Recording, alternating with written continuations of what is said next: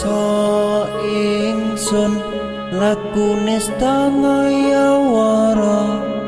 kelawan mekak hawa kang dur angkara senajan setan gentayangan tansah gawe rupeda hingga pupusing jaman hametek ingsun nyirep kene samorka maperhardaning ponco samben ula sing netra linambaran sing kawelasan ingkang paring kamulyan Sang Hyang Jati Pangeran jiwaku kalbu samudra pepuntaning laku tumuju dhateng Gusti dan kang amur bodu mati manunggaling kaula Gusti rentek ati bakal mati mukti ingsun tanpa piranti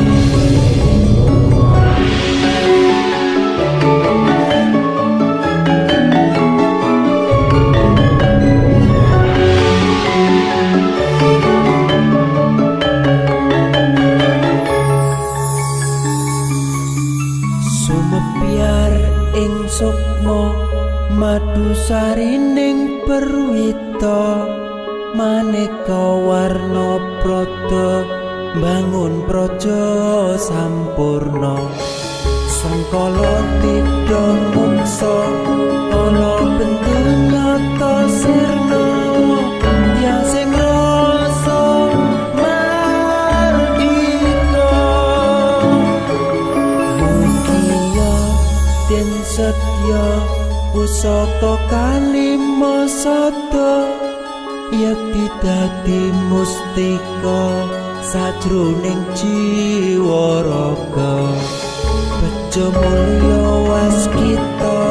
tingdaya pangulaksana biar manjing sikra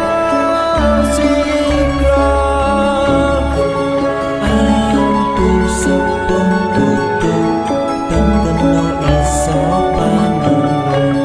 gagah bunga sumringah dadar ing wayang-wayang satriya tata sempata wirata kanton sewu kartika kataman lalu tala sepu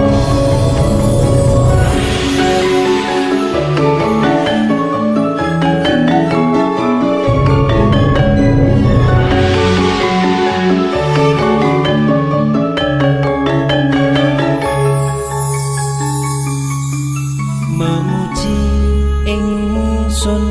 kanthi suwita linuhung segara ganda arum surep dupa kumelun kinunah niat ingsun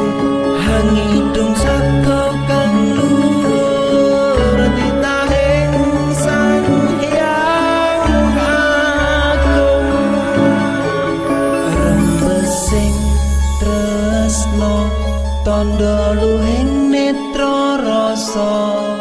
rasa-rasaning ati kadya tirta kang suci kawistara japa mantra kondang gati pepadang palilahing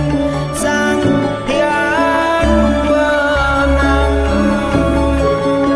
nawa dewa jawata lali santika bawana prasita siti